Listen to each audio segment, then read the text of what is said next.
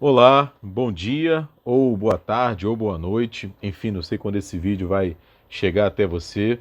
A gente está lançando ele no domingo, dia 19 de março, como a nossa escola bíblica dominical, que na verdade acabou virando aí a nossa escola bíblica. Pode ser que você esteja assistindo essa aula aí na quinta-feira à noite, voltando da escola, voltando da faculdade, enfim, não sei, eu espero que quando esse vídeo chegar até você, encontre você bem guardado pelo nosso Deus. Eu sou o Reverendo Diego e junto com a Letícia e com o Daniel, nós estamos aqui na nossa escola bíblica dominical, né, o hábito da nossa UPA, da nossa União Presbiteriana de Adolescente, dando continuidade à temática que nós temos trabalhado, que é aqui a parte de número 6, tá vendo? Tá invertido, né? Parece 9, mas é 6, uma viagem pela história da redenção. Nessa sexta parte, lembrando que a gente começou lá no Gênesis falando sobre as cartas do apóstolo Paulo. Não propriamente pensando sobre cada uma das cartas, não é? Romanos, 1 Coríntios, 2 Coríntios e tal, mas sobre os grandes temas da nossa fé, que dizem respeito à nossa fé, à nossa vida com Deus, a partir das cartas do apóstolo Paulo. Então estamos aí na nossa 10ª lição, caminhando para o final dos nossos encontros sobre esse tema. Vai faltar apenas mais um. O nosso próximo tema é exatamente as cartas gerais e o Apocalipse. Está chegando, né? São 13 lições, faltam apenas 3 semanas. A gente já falou sobre a nossa vida com Deus, falamos sobre pecado, falamos sobre uma tríade maligna, né? O mundo, a carne e o diabo. Que isso, Diego? Sinistro isso, sinistro mesmo, né? Dá uma olhada a todas as aulas anteriores, inclusive começando lá mais de 2 anos atrás, lá no Gênesis, estão no nosso YouTube. Então você entra aí no YouTube da Igreja Presbiteriana de Botafogo, a playlist da Escola Bíblica Dominical, classe de adolescentes. Você vai encontrar todo esse material lá, não é show de bola, a gente pode acessar sempre que a gente quiser. Na aula passada, a Letícia falou sobre a nossa nova vida em Cristo. Como assim, Diego? Nova vida? Nova vida em Cristo? O que é isso, né? Qual o significado? Qual o impacto? Como que eu aprendo mais sobre isso? Passa lá a aula anterior do dia 12, né, 12 de março, e você vai ver com mais detalhes sobre isso com a Letícia, beleza? Hoje a gente vai falar de quê? Hoje a gente vai falar de um dos temas mais caros à fé cristã, um dos temas mais importantes da nossa dinâmica e da nossa vida com Deus. A gente vai falar hoje de igreja. A lição de número 10 aqui da nossa revista, ela fala exatamente sobre a igreja de Deus. Estão aqui todos os 13 temas, aqui, né? A igreja de Deus. Esse é o nosso tema. A partir do apóstolo Paulo, principalmente pensando assim em 4 grandes reflexões. Né? Primeiro, qual é a essência da igreja? Da onde que a igreja vem? Na verdade, eu vou fazer até uma provocação. Né? A igreja tem dono? Né? Se tem dono, quem é esse dono? Né? Segundo, a gente vai falar um pouco sobre os privilégios da igreja, ou seja, para que serve a igreja? Não é? Quais são as prerrogativas, as competências da igreja? Muito legal. Depois a gente vai falar sobre as responsabilidades da igreja, ou seja, a missão da igreja, e vamos encaixar aí toda essa reflexão com a nossa vida. Esse é o nosso objetivo e é para isso que a gente vai orar agora, para que Deus nos abençoe nesse tempo de estudo bíblico. Lembrando que, antes da gente orar, né, a gente tem as nossas aulas aqui através da internet, mas também, todo domingo, às 9h30 da manhã, nós estamos ali na Igreja Presbiteriana de Botafogo, na Rua da Passagem, número 91, Rio de Janeiro, com as nossas classes de adultos, de jovens e também de adolescentes, além do departamento infantil, com as crianças e tudo mais. Então você que está acompanhando a gente eventualmente pela internet é convidado, claro, sendo possível, para estar conosco ali presencialmente. Aliás, a gente vai falar muito sobre isso hoje. Vamos orar então? Feche seus olhos, vamos falar com o Senhor.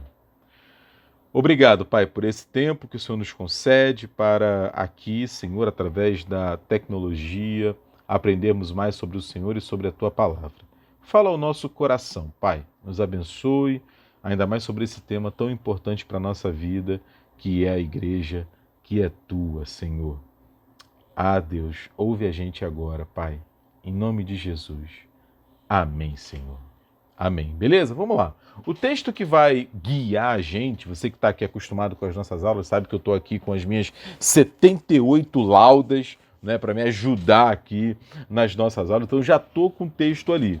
Você pega a Bíblia, minha Bíblia está aqui à mão também, se eu precisar de algum texto que eu não coloquei ali na minha lauda, eu vou pregar aqui na minha Bíblia, mas eu espero que você esteja com a sua Bíblia aí na mão também.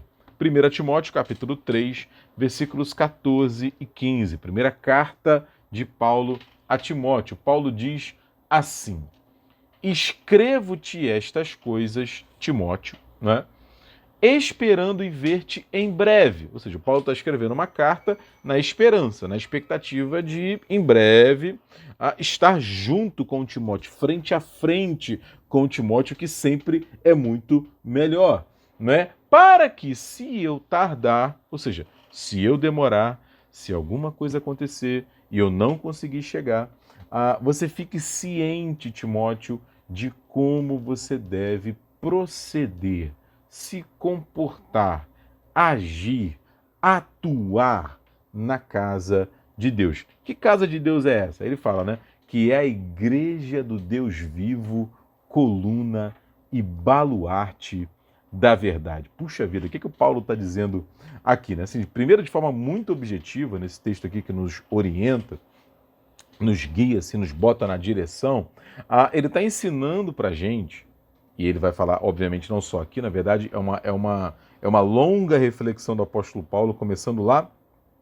no capítulo 2 dessa primeira carta para o Timóteo, indo até esse versículo 16, é uma longa reflexão sobre como a gente deve proceder, como eu disse, atuar, caminhar na igreja.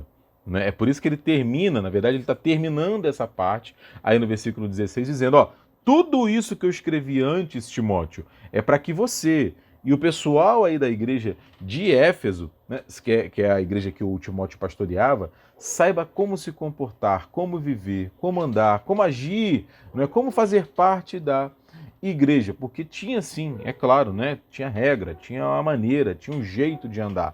Né? E aí o Paulo, ele usa duas palavras meio sinônimas para poder qualificar a igreja, para dizer o que a igreja é aqui, né? Aqui, né? Ficou fora da tela, né? Aqui. Né? Primeiro é coluna e segunda é baluarte. Coluna, gente, é meio óbvio, né? Dá a ideia para a gente de sustentação. Então, assim, a minha coluna é o que sustenta o meu corpo de pé. Né? A coluna de um prédio, estou aqui num apartamento, as colunas de um prédio é o que mantém o prédio de pé.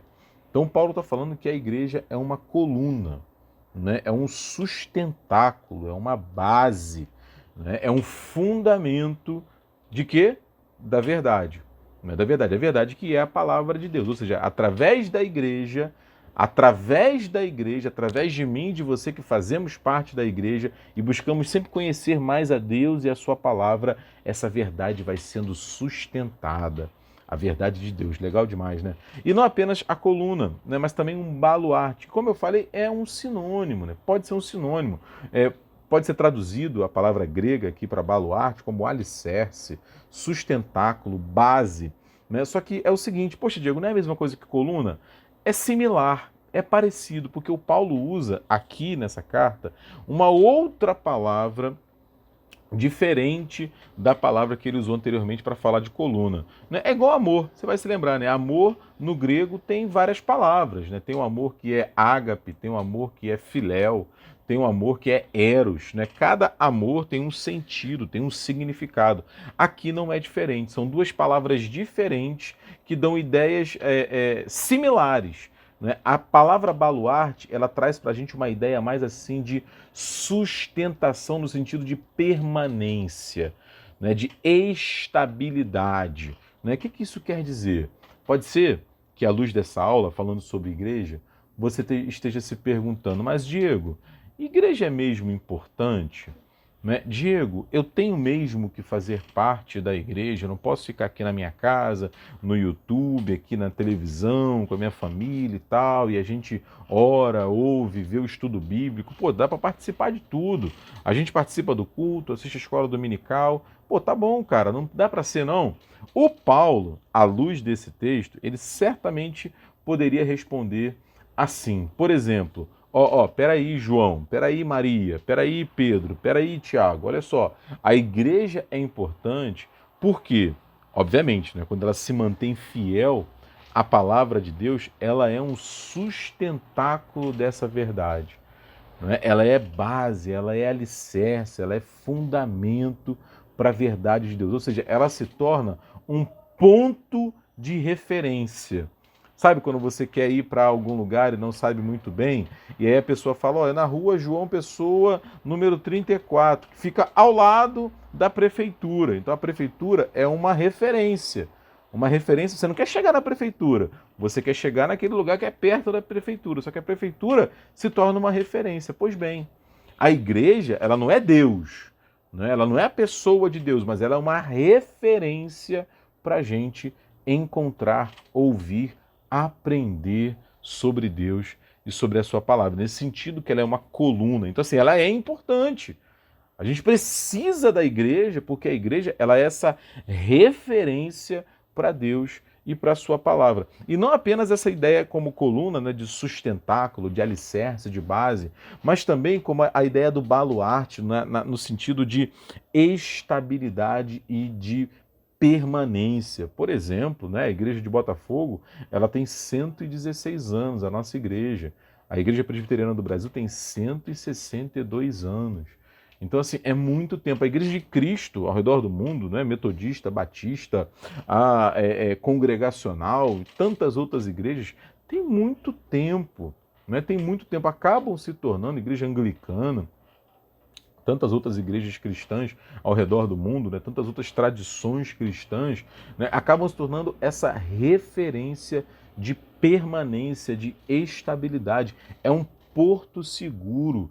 Poxa, Diego, mas pô, complicado isso, né? Porque tem um monte de igreja que tem gente falha, que tem gente que peca, tem gente que erra. Sim, sim, exatamente. E essas pessoas que fazem parte da igreja, como eu e você, não são aquelas pessoas, somos nós. Todos nós somos passíveis de erro. E a igreja é o lugar para a gente ser alcançado pela palavra de Deus. Por quê? Porque a igreja é a coluna, é o baluarte da verdade. Então, sim, a igreja é necessária. Sim, eu preciso ir à igreja. Aqui a internet é espetacular, o YouTube maravilhoso. Né? Até imagino que você esteja aí na sua televisão de 65 polegadas, 4K, Ultra HD ou LED, QLED, Ambilight, sei lá, várias paradas que as televisões têm hoje. Né? Deve ser show de bola o que você está vendo aí, ou do celular, aí numa tela menorzinha e tal. Maneiro, maneiro, nada contra. Né? Mas nada disso substitui um encontro pessoal, o olho no olho, né? A gente se vê, cantar junto, ouvirmos juntos na igreja a palavra de Deus, né? E por quê? A referência aqui do apóstolo Paulo é exatamente essa, né? A igreja é essa referência para a gente da verdade. Por quê? Entrando um pouquinho mais aí na nossa conversa, porque a igreja é esse instrumento que Deus usa, como alguém já falou, eu já falei várias vezes essa frase, né? A igreja é essa agência do reino de Deus na terra, né? Sempre, né, gente, fazendo essa ressalva, porque infelizmente é necessário fazer. Né? A igreja que é fiel à palavra de Deus, a igreja que é bíblica, a igreja que segue ali os mandamentos de Jesus. Por quê? Né? Mais aí alguns subsídios, mais alguns motivos aí para a gente frequentar, estar presente, fazer parte, se unir à igreja. Porque assim, quando eu fico doente, quando eu tenho algum problema, quando eu tenho alguma dificuldade de saúde, tem coisa que eu consigo tratar em casa, tratar sozinho. Né? Um corte, uma ferida, uma queda, ralei o joelho, uma afta, né? Dá para eu passar aqui um remedinho, um band-aid e tal, e tá tudo certo. Mas tem coisa que não dá. Tem coisa que eu preciso de um lugar de referência para poder cuidar de mim, para poder fazer um curativo, para fazer uma cirurgia, uma coisa mais séria, mais profunda. Então, assim, eu não consigo cuidar da minha saúde toda sozinho. Né? Numa outra comparação, eu consigo estudar muita coisa sozinho, aprender muita coisa sozinho. Ainda mais hoje com a internet, a gente está aqui fazendo exatamente isso, né? Através da internet estamos aqui estudando e tal, aprendendo, mas, cara, tem coisa que não dá, tem coisa que eu tenho que ir para a escola, que eu só aprendo na escola. Né? Porque é muito difícil aprender sozinho.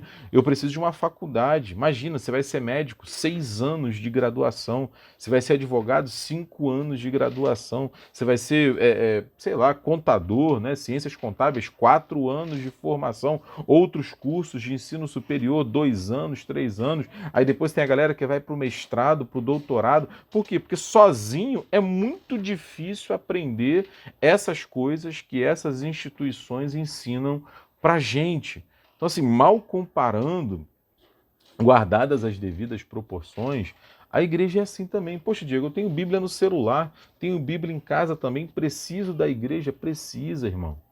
Precisa, minha irmã, porque na igreja, como a gente acabou de ver o Paulo falando para o Timóteo, ela é esse alicerce da verdade. Na igreja a gente vai encontrar, por exemplo, pessoas que estudaram, que fizeram faculdade, mestrado, doutorado em teologia, em Bíblia, em Antigo Testamento e Novo Testamento, pessoas que chegaram à fé antes de nós, que leem a Bíblia há mais tempo que a gente, que conhecem mais de Deus, do seu relacionamento, da sua experiência do que a gente. Não é problemas que a gente está enfrentando agora, elas já enfrentaram ou já viram alguém enfrentar junto com a palavra de Deus, à luz da palavra de Deus e do ensino bíblico. Então, assim, é inimaginável no texto bíblico, no ministério de Jesus, por exemplo, e daqui a pouco a gente vai falar um pouco mais sobre isso, né, a pensar a nossa vida com Deus afastada da igreja, alijado da igreja, né? Longe da igreja. Não dá, não dá. Então, se não Diego, mas poxa, eu moro aqui no interior do não sei da onde, não tem uma igreja. Aí é uma situação de exceção. Né? E aí a tecnologia, uma igreja um pouco mais distante, eventualmente, tal, a gente vai ter que fazer um esforço um pouco maior. Né? Mas se você, como eu, por exemplo, eu moro aqui na Tijuca, a minha igreja é em Botafogo, eu posso perfeitamente ir sair daqui da Tijuca e ir para Botafogo exatamente para usufruir tudo isso que a igreja me oferece. Não é? Então a gente vai pensar um pouco mais sobre isso, pensando aí em 4 vieses, né? 4 perspectivas. Primeiro, como eu falei sobre os privilégios da igreja, né? Da onde que vem. A igreja tem dono? A pergunta, tem dono a igreja? Quem é o dono da igreja? É o pastor o dono da igreja? Não é? No caso da igreja presbiteriana, que a nossa forma de governo é conciliar, mas isso fica para uma outra aula. Né? Ou seja, tem um conselho que coordena, que administra, que pastoreia a igreja. O conselho é o dono da igreja? Como que é isso? Né? Vamos pensar um pouco sobre isso. Segundo, a gente vai pensar a igreja no contexto da nova aliança. Calma que a gente vai chegar lá.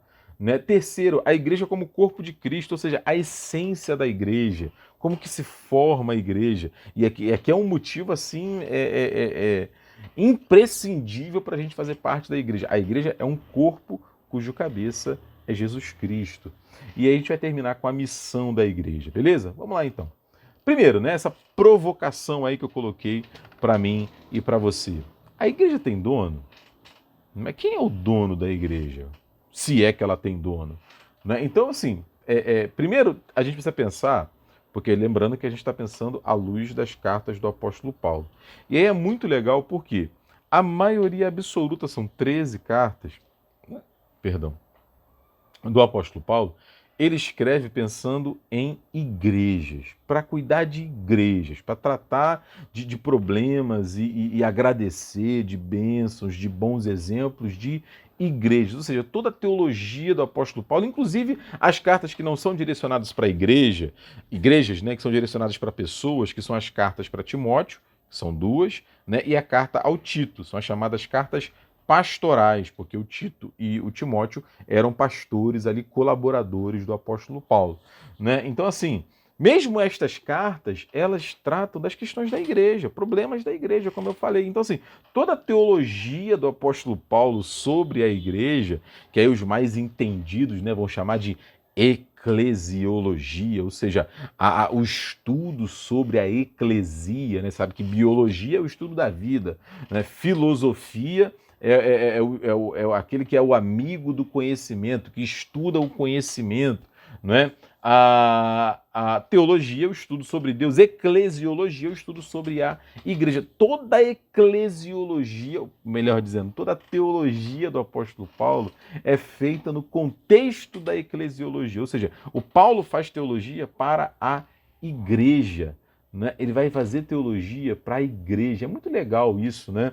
Então, assim, ele não está falando o que ele está dizendo no seu texto, nas suas cartas, para que a gente viva sozinho, afastado da igreja. Eu vou fazer isso aqui, papapá. Não, é no contexto da igreja. E aí ele vai dizer que a igreja tem dono, sim, respondendo a pergunta, né? Sem fugir da pergunta. Diga, a igreja tem dono? Tem dono. Né? Quem é o dono da igreja? O dono da igreja é Deus. É Deus, simples assim, Deus. Né? E aí tem vários textos bíblicos, eu vou dizer aqui todos eles, e você consulta aí na sua Bíblia depois, dá um pause no vídeo. Ó. 1 Coríntios 1, 1 e 2, 1 Coríntios 10, 32, 1 Coríntios 11, 22, 1 Coríntios capítulo 15, versículo 9, 2 Coríntios capítulo 1, versículo 1, Gálatas capítulo 1, versículo 13, 1 Timóteo 1 Timóteo 3, versículo 15. Todos esses textos, né, se quiser dar um pause aí agora, né, volta aí 15 segundos, né, dá um pause em cada texto, dá uma olhada. Por exemplo, né, 1 Coríntios 15, 9, olha o que o Paulo diz. Porque eu sou o menor dos apóstolos, que mesmo não sou digno de ser chamado apóstolo, pois eu persegui a igreja de Deus. Todos esses textos, de alguma maneira, vão dizer que a igreja é de Deus. Ou seja, a igreja não tem assim um líder supremo, intocável, inalcançável, inatingível, que é o dono da igreja. O sangue de Jesus tem poder. O dono da igreja é Deus. O dono da igreja é Jesus Cristo, que comprou a sua igreja com seu sangue derramado na cruz. É extraordinário isso. O dono da igreja é o Espírito Santo, que habita nos crentes. Quando a gente falou sobre batismo no Espírito Santo, a gente falou muito sobre isso. Então, assim, a igreja tem dono? Tem. E esse dono é Deus. Todos nós, pastores, conselho, oficiais de igreja, membros da igreja, todos nós somos servos de Deus, submissos a Deus, que é o dono da igreja. Isso é importante para a gente, né? Saber sobre a essência da igreja. A igreja tem a ver diretamente com Deus. Ele é o dono, ele orienta, né? A verdade é dele. Em segundo lugar, a gente falou, né, que ia falar, né, sobre a igreja e a nova aliança. Ou seja, né, aí, de repente você está se perguntando aí, né? Pô, Diego, eu não sabia nem que tinha a velha, né? Que tinha a velha aliança, agora você está falando de uma nova. Calma, né? A gente, se você for olhar as nossas aulas sobre Gênesis, por exemplo, você vai ver que Deus fez uma aliança com Abraão, né? Uma aliança que primeiro, lá em Gênesis 12, né? Recordar é viver, né? Gênesis 12, Deus faz uma aliança com Abraão. Abraão, sai da tua terra, da tua parentela, né, e vai para uma terra que eu te mostrarei. E ali, ao longo dos próximos capítulos, se não me falha a memória, é Gênesis 17, Deus literalmente corta ali uma aliança com o Abraão. Ele faz uma aliança com Abraão que se perpetua, não é, na descendência de Abraão, Isaac e Jacó, que se torna Israel, as 12 tribos e toda a história do povo de Deus, até chegar a lei que Deus envia para Moisés, renovando ali a sua aliança. Ou seja, Deus tem uma aliança com o povo de Deus no Antigo Testamento. Não é? E qual é a ideia aqui? A ideia é que essa aliança, hoje, de Deus, é com a igreja. Esse é o ponto, né? Não é apenas com Israel étnico, como se costuma dizer. O que a gente vê no Novo Testamento é que essa continuidade da aliança de Deus, né, hoje está com a igreja. Então não preciso ser israelita, não preciso me circuncidar, né, não preciso obedecer os 10 mandamentos, eu preciso conhecer Jesus. Eu preciso conhecer Jesus, porque Ele é quem institui essa nova aliança. Se você for lá em Romanos 4, versículo 16, você vai ver isso. Paulo vai chegar a essa conclusão com a gente, né? Que hoje nós somos descendentes espirituais, ou seja, descendentes pela fé.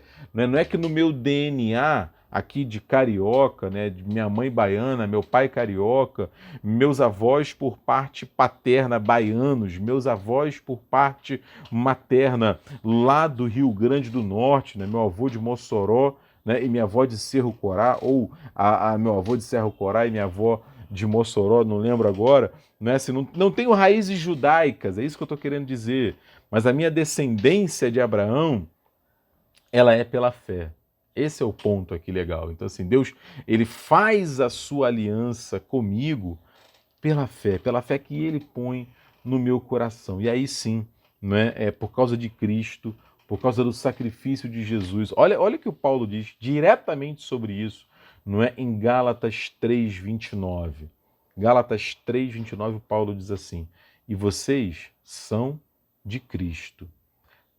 Se sois de Cristo, também sois descendentes de Abraão e herdeiros segundo a promessa." Tá vendo? Né? O que nos conecta com essa nova aliança, com essa relação nova que Deus institui com a igreja, é Jesus Cristo. Não é? Porque Jesus Cristo nos alcançou, nós fomos alcançados pelas promessas que ele fez para Abraão, Isaque, Jacó e todo o povo de Deus. Esse é o ponto. Então, assim, não é? Por causa dessas promessas, desses privilégios, a gente pode dizer hoje, né, aquilo que era dito em relação ao povo de Deus no passado. Né? Nós somos filhos de Deus, somos herdeiros de Deus, como a gente acabou de ler. Nós desfrutamos da nova aliança. Mas dia que você está falando aí de nova aliança, da onde que saiu isso? O próprio Jesus falou isso, gente. Lucas, capítulo 22, versículos 19 e 20. Jesus está ali no contexto da última ceia, da Páscoa, com os seus discípulos. Ele fala, ó, esse cálice, o cálice do vinho, não é? Quando a gente celebra a ceia do Senhor, ele fala, este é o cálice da nova aliança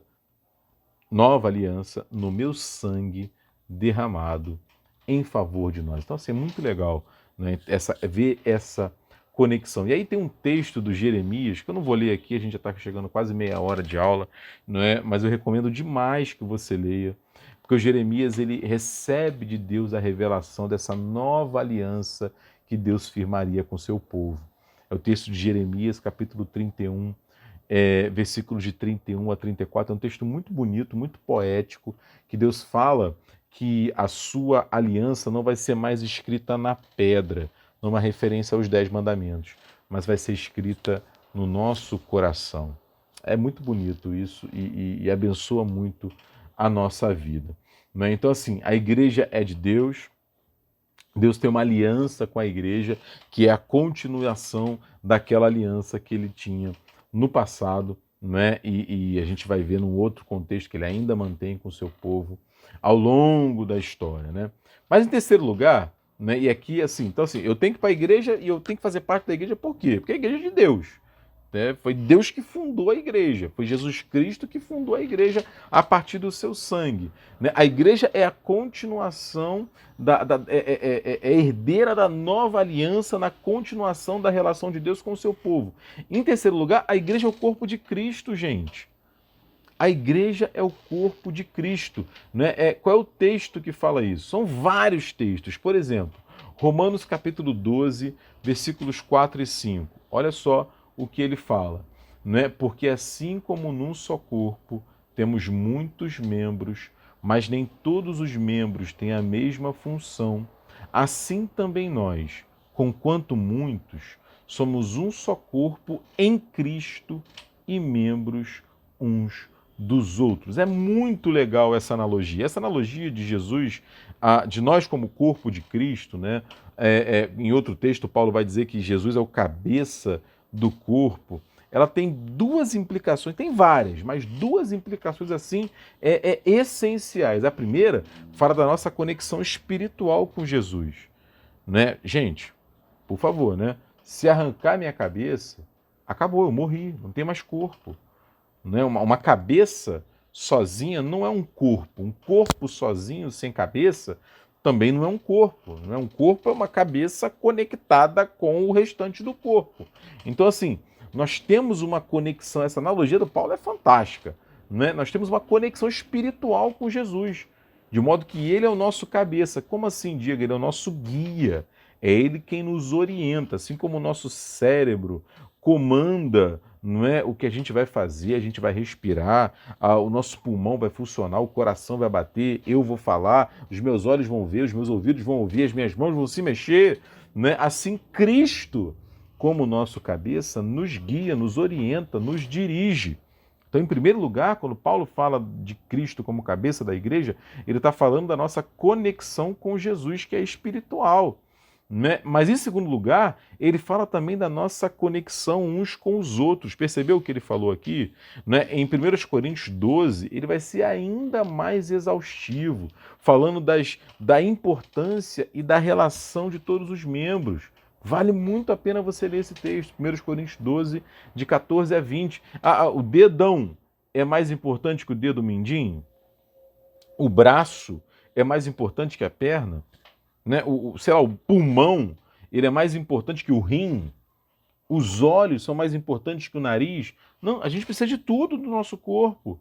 Todas as partes são importantes e têm o seu valor. Qual é a mensagem aqui?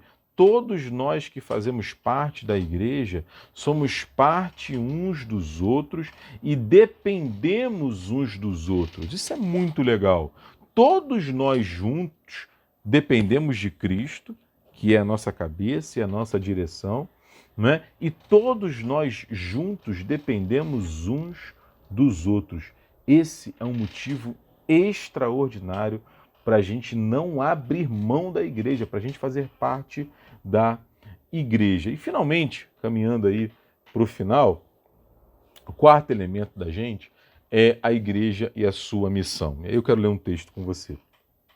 1 Coríntios, capítulo 1, versículos 1 e 2, o Paulo diz assim, ele está se apresentando para a igreja de Corinto, da cidade de Corinto.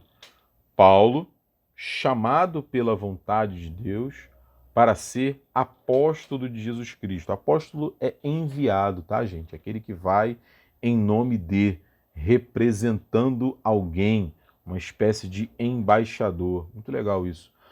E o irmão Sóstenes, né, o cooperador ali do apóstolo Paulo. A igreja de Deus, a igreja de Deus em Corinto. A igreja de Deus em Botafogo, a igreja de Deus em Marechal Hermes, a igreja de Deus em Bangu, em Campo Grande, a igreja de Deus que está em Corinto. Aí ele fala, aos santificados em Cristo Jesus, chamados para ser santos, com todos os que em todo lugar invocam o nome do Senhor Jesus Cristo, Senhor deles e nosso. Gente, é demais isso daqui. Esse é um dos textos para a gente abordar a missão da igreja. Claro que tem vários caminhos aqui na Bíblia para mostrar para a gente a missão da igreja, mas esse texto aqui é fantástico, porque ele é sucinto e objetivo nesse sentido. Ele fala, por exemplo, que a igreja é formada por gente que foi chamada, gente que foi vocacionada por Deus.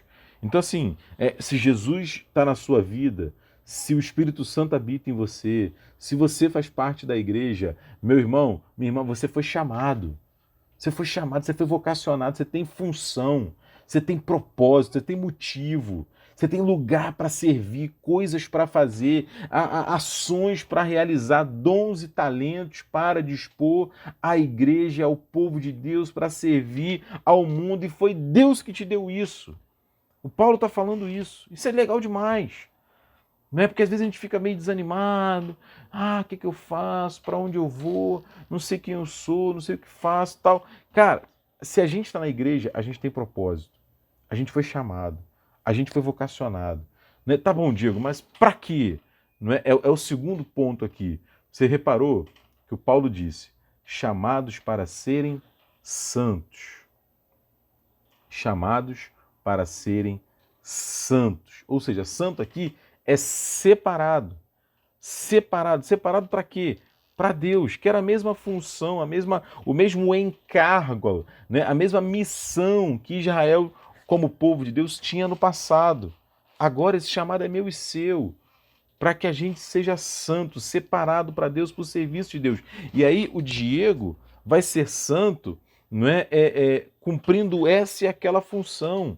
A Maria vai ser santa, cumprindo aquela e aquela outra função, porque em primeiro lugar, todos nós fomos chamados para sermos filhos de Deus. Isso é comum a todos nós e isso é legal demais. Então assim, a igreja, em primeiro lugar, tem a missão, não porque foi vocacionada, porque foi chamada, mas em segundo lugar tem essa grande vocação que é para ser santa, separado para Deus. Para quê?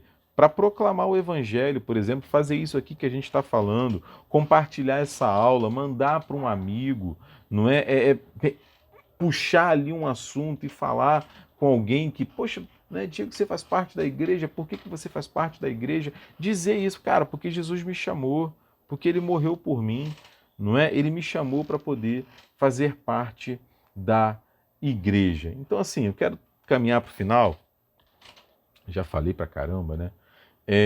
Colocando aqui algumas perguntas para mim e para você. Né? Qual é a nossa relação com a igreja? A gente faz parte de alguma igreja? Não é não, Diego, meu nome está lá na igreja, eu sou membro. Tá, cara, mas assim, a gente está servindo, a gente está envolvido, a gente está recebendo, a gente está sendo abençoado, a gente está abençoando, a gente está sendo moldado pela vida comunitária na igreja, através da palavra, através dos irmãos, porque é isso que vai mostrar cada vez mais que nós somos mesmos chamados, vocacionados, não é? E que nós somos separados para Deus. É isso que o apóstolo Paulo vai dizer ao longo das suas cartas, em síntese, né? É isso que a gente vai ver como valor para a igreja. Que Deus te abençoe, que essa aula fale ao seu coração. Dá uma olhada nos textos aí, pensa mais sobre isso, né? Qualquer dúvida, manda para a gente, escreve aí nos comentários e vamos em frente a continuar aí com os nossos encontros. Vamos orar então para terminar? Obrigado, Senhor, por essa grande oportunidade que o Senhor nos dá de pensarmos sobre a Tua palavra. Continua falando no nosso coração, especialmente nesse tema tão caro para todos nós que é a Tua igreja. Cuida da gente, é a nossa oração, agradecidos, em nome do Teu Filho Jesus. Amém, Senhor. Beleza, gente? Beijo! Até mais!